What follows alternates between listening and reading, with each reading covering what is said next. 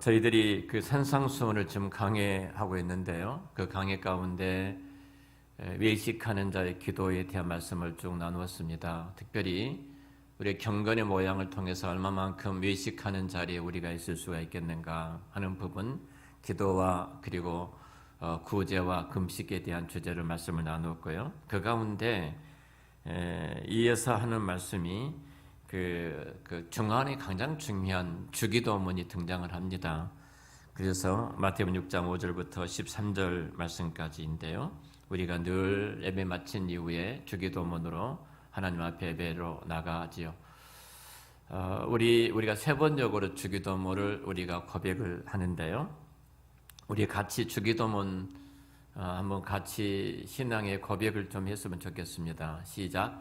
하늘에 계신 우리 아버지, 아버지의 이름을 거룩하게 하시며 아버지의 나라가 오게 하시며 아버지의 뜻이 하늘에서와 같이 땅에서도 이루어지게 하소서. 오늘 우리에게 일용할 양식을 주시고 우리가 우리에게 잘못한 사람을 용서해 준 것 같이 우리 죄를 용서해 주시고 우리를 시험에 빠지지 않게 하시고 악에서 구하소서. 나라와 권세와 영광이 영원히 아버지의 것입니다. 아멘. 우리가 이 주기도문을 늘 고백을 하죠. 또 이 주기도문 고백을 통해서 하나님께서 우리에게 베풀어 주신 그 은혜들을 또 우리가 받고 있습니다. 우리가 지난 시간에 제가 이렇게 좀 말씀을 나눴는데요. 사람과 동물의 차이가 뭐가 있는가? 어떤 것을 가지고 사람과 동물의 차이를 나누는가? 두 가지를 말씀을 드렸는데 기억이 나신가요? 사람과 동물의 차이가 뭔가? 네? 요즘 예배에 대한 설교하니까 무조건 예배예요. 사람과 동물의 두 가지 차이가 있는데 그 중에 하나 생각이라는 것이죠. 생각. 두 번째 기도하는 것. 종교적인 행위이죠. 사람과 동물의 구분이에요. 그러니까 기도하지 않는 것은 사람이다 아니다? 사람이 아니다. 여러분 옆에 분에게 물어보세요. 다시 한번. 기도하십니까? 예. 기도하지 않으면 뭐예요? 동물이시군요. 동물이시군요. 사실 그 인간다움이 무엇인가 이렇게 말할 때 인간다움이라는 것은 생각과 기도하는 것. 보편적으로 학자들이 그렇게 이야기를 합니다. 오늘 우리 주님께서 이제 이 주기도문은 예수님의 주기도하니까 예수님의 기도가 아니라 예수님께서 제자들에게 가르쳐 주신 기도예요. 예수님께 제자들이 가르쳐 주신 기도이고 또 동일하게 우리가 이 주기도 주님께서 가르쳐 주신 기도를 통해서 늘 기도하는 자로 주 앞에 나아갑니다. 좀 디테일하게 우리가 이 본문에 대해서 공부를 좀 하고 싶은데요. 그러기 전에 우리가 전반적인 것을 좀 살펴보고 그리고 그 속에 들어가서 이제 성경을 좀 더 깊이 보도록 그렇게 하겠습니다.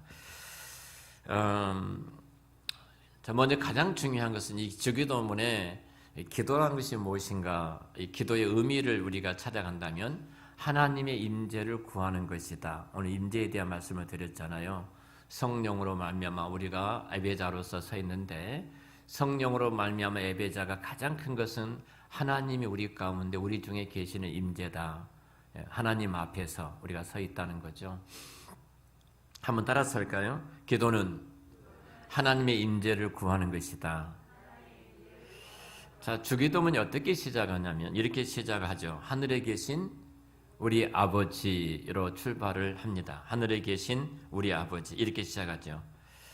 자, 하늘이란 단어는 다음에 설명하도록 그렇게 하고 구체적으로 할 때 설명하도록 하고요. 지금 포괄적으로 전체를 한번 그리고 이제 깊이 좀 들어가려고 합니다.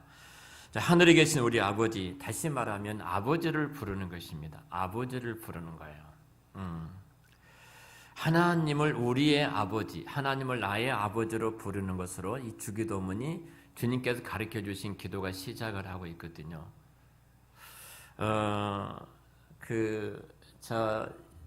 여러분들이 하늘에 계신 게 이제 이렇게 우리 아버지 하면 제가 이제 하나님처럼 대답을 한다. 모노드라마처럼 한번 해볼까요?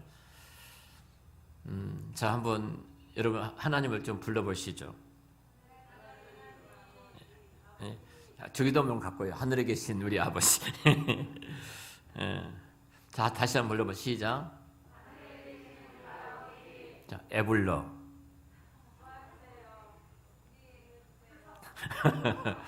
자, 여러분 한번 생각해 보세요. 하나님께 아버지를 부를 때 아버지가 찾아오셔서 에불러.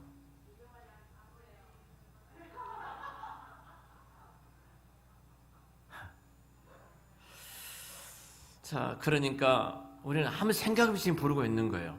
아버지를 불러 아버지가 대답을 하시잖아요. 아빠 하면은 대답하잖아요. 아람어인데요, 여기는요. 아빠예요. 아빠. 우리 애칭이에요. 아버지랑 아람에는 아버지라는 단어가 없어요. 아빠예요. 아바라거든요. 그러니까 애칭이 아빠입니다. 아빠. 하늘에 계신 우리 아빠. 그러니까 하나님이 에불로. 그러니까 나 지금 주기도문을 하고 있으니까 방해하지 마세요. 아, 그래. 또 불러요. 다시 한번 불러보실래요?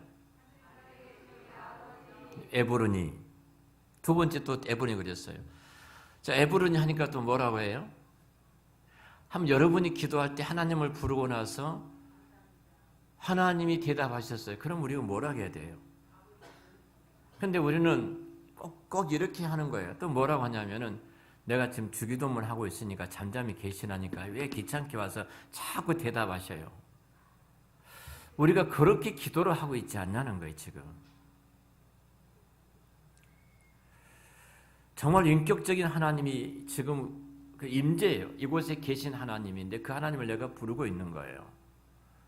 내가 그 하나님의 이름을 부른다면 얼마만큼 인격적인 깊은 하나님과 관계 속에 들어가고 있는가. 단순히 우리는 이 주기도문을 외우고 그냥 암송하고 그냥 이렇게 주문처럼 늘 예배 마치고 나서 하는 것으로만 늘 생각을 합니다. 우리가 하나님을 진지하게 아버지라고 불렀습니다. 하나님 우리가 진지하게 아버지라고 불렀다면 그분이 살아계신다면 그분이 살아계시고 우리 가운데 함께 하신다면 온 우주와 만물을 창조하신 인간의 생사화복, 인간의 살고 죽는 문제, 화복의 모든 문제를 주관하신 하나님이 우리 가운데 살아계셔서 지금 내가 그 하나님을 아버지라고 불러서 온 우주의 주인 되신 하나님이 찾아오셔서 왜 그래? 왜 너 나 불렀니? 이렇게 찾아오셔서 만나주시고 전능하신 하나님 우리를 돕기 위해서 우리 곁에 계시고 우리의 필요를 채워주시는 하나님이 우리 속에 들어와 계시는데 우리는 단순하게 그냥 주문처럼 외우고 있지 않는가 주기도문을 그렇게 생각을 해봅니다. 왜 그러는가? 왜 그러는가? 이 하나님을 아버지라고 부른 것은 가장 큰 것은 인격적으로 하나님을 만나는 시간이에요. 인격적으로 임재 계신 하나님을 인격적으로 만나는 시간이에요. 제가 여러분 이렇게 여기 이제 이영남 원사님이 앞에 앉아 계시는데 목사님하고 불렀어요. 제가 이제 돌아보면서 권사님이 저를 부르셨어요. 이렇게 대답을 이렇게 물었습니다. 그런데 아무 말도 안 해요. 또 불러요. 왜 불렀어요? 나 한 말도 안 해요. 우리가 하나님과 우리가 지금 그렇게 기도하고 있지 않냐는 거예요.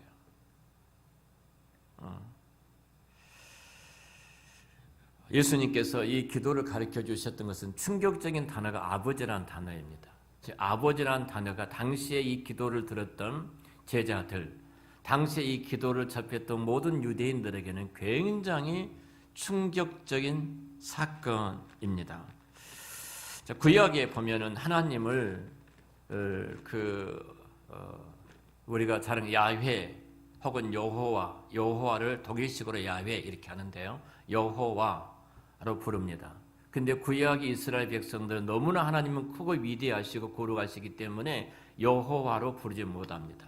여호와로 부르지 못하니까 그냥 모음을 따서 아도나이 주 이렇게 부릅니다. 주 하나님 이름을 부르지 못했어요. 야훼가 여호와가 나오면요, 그들은 다시 옷을 갈아입고 목욕을 하고 옷을 갈아입고 붓을 새 붓으로 쓸 정도로 부르지 못하고 쓸 정도로 썼어요. 부를 때는 아도나이 이렇게 했어요. 모음을 따서요. 여호와 이름을 부르지 못했던. 근데 감히 그런 문화, 유대 문화인데요. 구약이 그런 하나님이신데 예수님이 갑자기 등장하셔서 하나님 어떻게 부르고 계신 거예요? 하늘에 계신 우리 아버지로 부르는 거예요. 아버지로 부르고 있다는 겁니다. 여러분, 이 아버지라고 부를 때 어떤 면에서 보면 여러분들이 육신적인 아버지의 감정이 좋지 않으신 분들은 굉장히 거부감이, 아버지란 인상이 그렇게 그려질 겁니다.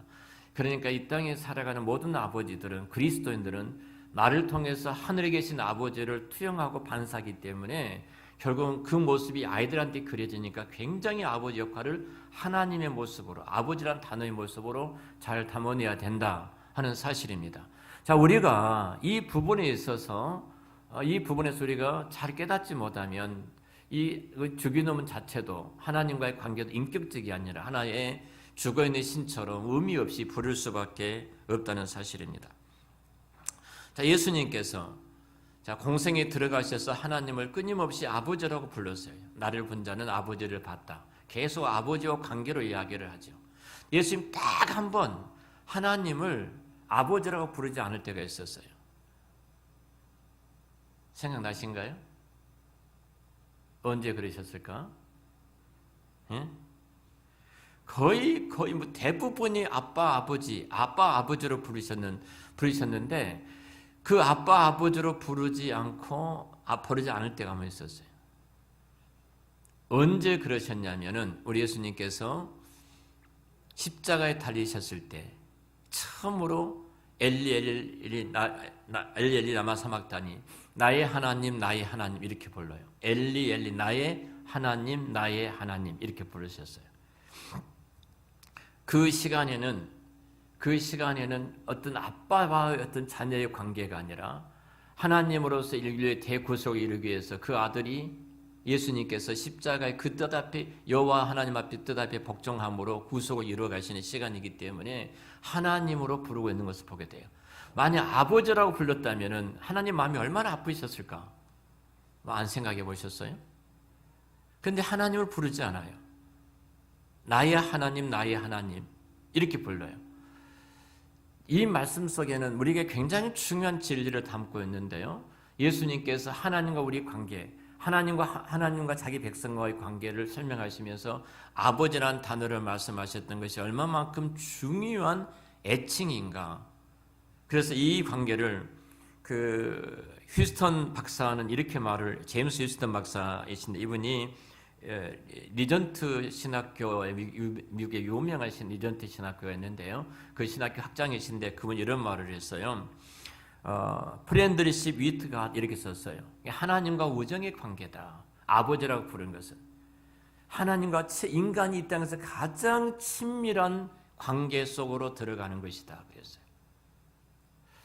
자, 구약의 유대인들에게 하나님과 그 가장 친밀한 관계 속에 들어갈 수 있다는 것이 얼마나 큰 복인지 모릅니다. 자, 분명히 성경에 이렇게 말을 합니다. 아빠라고 부르라 그러는데요. 하늘에 계신 우리 아빠시여, 하늘에 계신 우리 아빠 이렇게 부릅니다. 자, 그러면 우리 어린 아이들이 아버지를 부를 때 아빠 이렇게 부른다고 생각해 보세요. 유일하게 어린 애가 꼭 아빠라고 안 부르고요, 아버지라고 부르는 집안이 있더라고요. TV에 나온 집안 가운데. 누구예요? 예? 예, 훈장 그렇게 잘하죠. 이상하지요? 그 꼬맹이가 누구를 불러야 돼? 아빠 이렇게 하더니 꼭 아버지 이렇게 아버지 부르거든요. 근데 아버지 하면 거리감이 있잖아요. 아버지 하면 거리감이 있어요. 근데 아빠 하면 거리감이 다 멀어진 그 품 안에 안겨 있는 자녀의 모습이에요. 그러니까 하늘에 계신 우리 아빠, 이 아빠라는 단어 속에는 놀라운 것이 들어있는데 바로 주님과 함께 가장 친밀한 우정과 관계를 누리는 시간이라는 것입니다. 하늘에 계신 우리 아버지, 이 복수를 쓰고 있는데요. 이 샤마임인데, 히브리어로 샤마임인데, 이 하늘이라는 이 복수는 제가 다음 구체적으로 설명을 할 때 왜 하늘에 계신 우리 아버지 이렇게 말씀하는가를 설명을 드리도록 하고요. 여기서 이제 하늘에 계신 우리 아버지 할 때 온 우주와 만물을 창조하시고 그 모든 우주와 만물을 다스리시고 보존해 하시고 이끌어 가시고 간섭해 주시는 분이 우리 아버지라는 거예요. 창조자가 우리 아버지예요. 뭐가 두렵겠습니까? 뭐가 걱정이 되겠습니까? 뭐가 우리에게 염려가 되겠습니까? 온 우주와 만물을 창조하신 그분이 나의 안고 일어섬을 하시고 내 생각과 마음을 감찰하신 그분께서 내 아버지신데 무엇이 우리를 두렵게 하고 무엇이 우리를 하여금 염려하도록 만들겠습니까? 자, 우리는 이 기도 속에서요, 이제 제가 기억이 가물가물 합니다만, 거대한 한 성이 있다고 합시다. 그 성의 모든 영광과 화려함이 그 성 안에 다 있어요. 가장 큰 행복이 있고 만족함이 있고 부유함이 있고 그 거대한 성이 있는데, 자, 이 성에 들어가려고 굉장히 몸부림을 이 캐슬로 이 성에 들어가려고 노력을 합니다. 담을 넘어가려고 해도 너무 높아서 올라가지 못하고 문을 열고 들어가려고 해도 문이 너무 굳게 닫혀 있고, 그 일평생 동안 그 성에는 그런 행복이 있고 만족함이 있고 부유가 있고 풍성함이 있고 놀라운 모든 그 화려함이 있는데, 그걸 나도 들어가서 누리고 싶은데 들어가지 못하고 성 주위만 일평생 동안 맴돌면서 살아갔던 인생의 애로움. 우리 기독교 신자들이 그러지 않는가 싶어집니다. 우리들의 모습이. 자, 예수 그리스도 안에 들어와 있는 자기 백성들이 누리는 영광과 그 행복과 부유함이 얼마나 풍성한데, 하나님을 인격적으로 아버지로서 나는 그분의 자녀로서 그분의 품 안에서 어린아이처럼 뛰노는 그 행복함과 그 즐거움이 있는데, 이 세상에 내가 몸담고 사는 이상 내가 수많은 근심과 걱정과 염려가 있지만, 그러나 그 아버지 품속에 들어가는 순간 마치 모든 그 형사가 다 하나님의 손 안에 있는데, 내가 그 속에 들어가서 누리지 못한 이유가 어디가 있을까? 우리 마치 그 주에서 일평생 동안 뱅뱅 돌면서 외롭게 살아가는, 외롭게 들어가지 못하고 외롭게 비참하게 살아가는 그 사람 모습처럼 우리 그리스도인들이 그런 모습으로 이 땅을 살아가고 있지는 않는지 그런 생각을 가져봅니다. 여러분, 분명히 우리는 온 우주와 만물의 주인 되신 우리 아버지가 있습니다. 그리고 그분께서는 그분을 아빠로 부르라고 그렇게 인격적으로 말씀하시옵니다. 그런데 우리는 그 아빠 인격적으로 만나지 못하고 그 안에 들어가지 못하고 그 안에서 주님과 함께 더불어 그것을 누리지 못하고 늘 구약의 이스라엘 백성들이 두려운 하나님으로 알고 밖에서 맴돌고 있는 것처럼 그렇게 맴돌고 있지는 않는지, 이것이 오늘날 살아가는 그리스도인들의 그 애로움이고 고독이고 아픔이고 슬픔이 아닌가 그런 생각을 가져봅니다. 자, 그런데 우리 예수님께서 이 주기도문을 가르쳐 주시면서 우리에게 말씀하시기를, 너희가 기도할 때 이렇게 기도하라. 하늘에 계신 우리 아빠, 하늘에 계신 우리 아빠. 단순한 마음을 가진 아버지의 사랑을 알고 있는 어린 아이들이 아빠라고 부르면 왜 하고 그 아빠가 다가오는 것처럼, 하나님 아버지, 하나님 하늘에 계신 우리 아빠 할 때 하나님이 내게 뛰어 달려오셔서 왜 불렀니? 여러분, 그 하나님을 나의 아버지로 믿고 고백하고 그 하나님 앞에 나가서 우리가 기도하고 그 하나님 앞에 가서 우리의 사정을 아련내는 것처럼 이 땅에 복 있는 사람이, 풍요롭고 복 있는 사람이 어디가 있겠습니까? 근데 우리는 그 주변에 늘 맴도는 모습으로 살아가고 있지 않는지 모르겠습니다.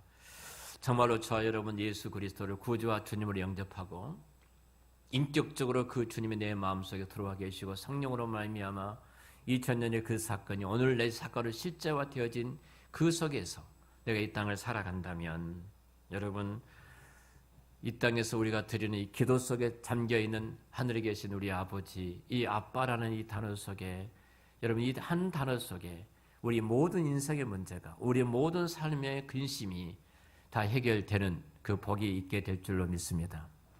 제가 오래전에 여러분에게 그런 말씀을 드렸어요. 시편 23편을 성경 암송을 하는 교회, 암송 대회를 해놓고 교회가 암송을 합니다.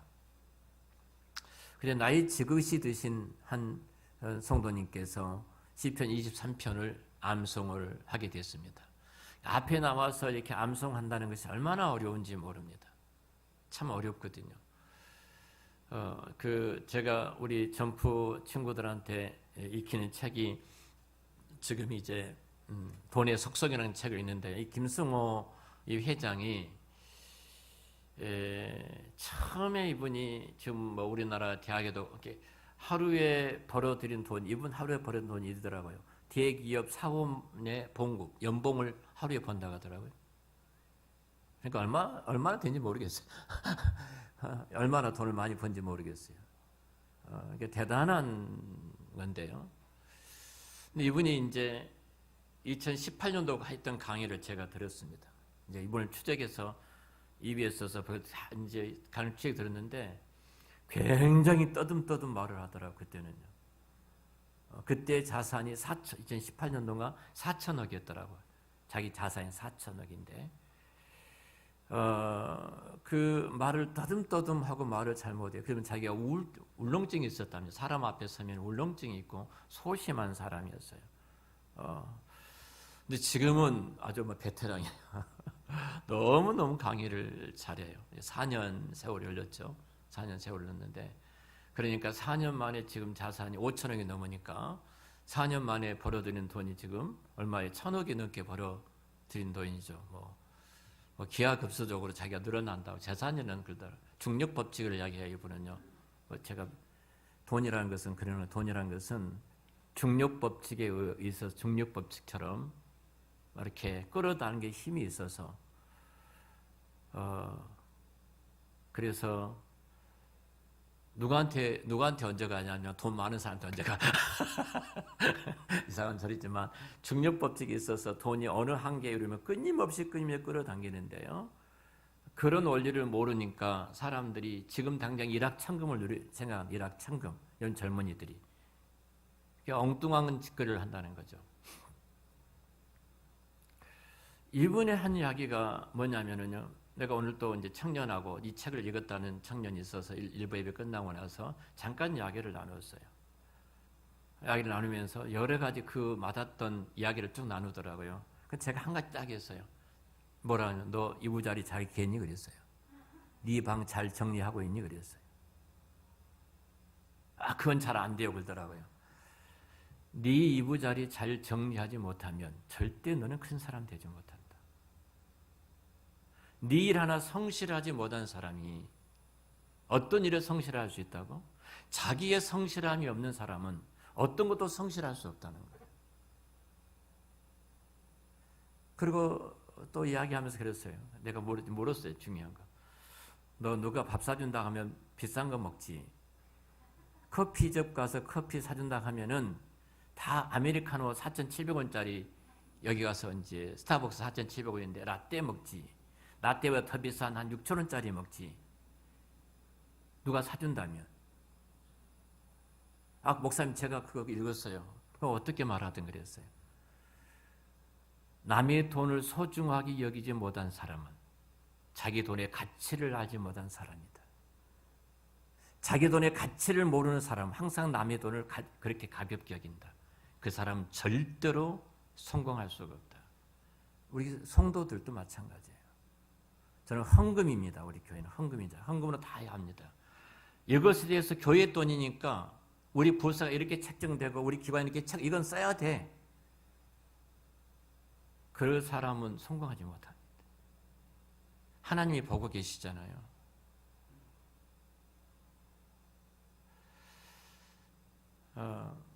제가 이제 인사를 늘 받습니다. 목사님 좀 따뜻하게 계셔요. 이렇게 인사를 받아요.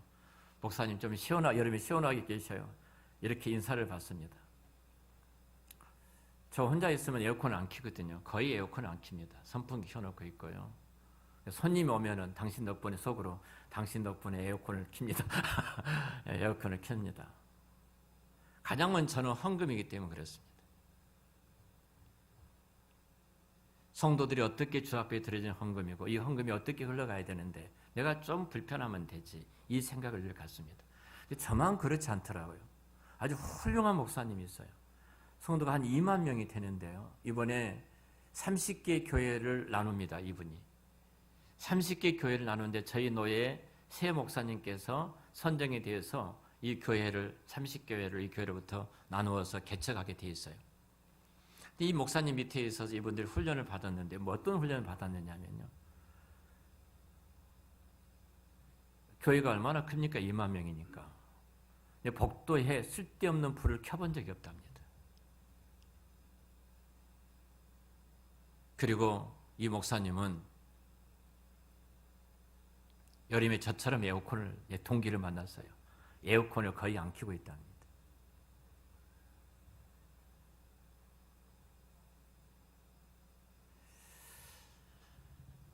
이것을 누구한테 강요하면요, 인색한 사람이에요.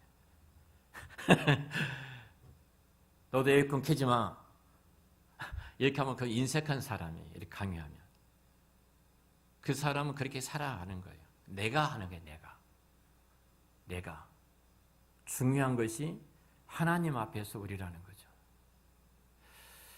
자, 하나님 앞에, 하늘에 계신 우리 아버지는 하나님 임재하심인데요.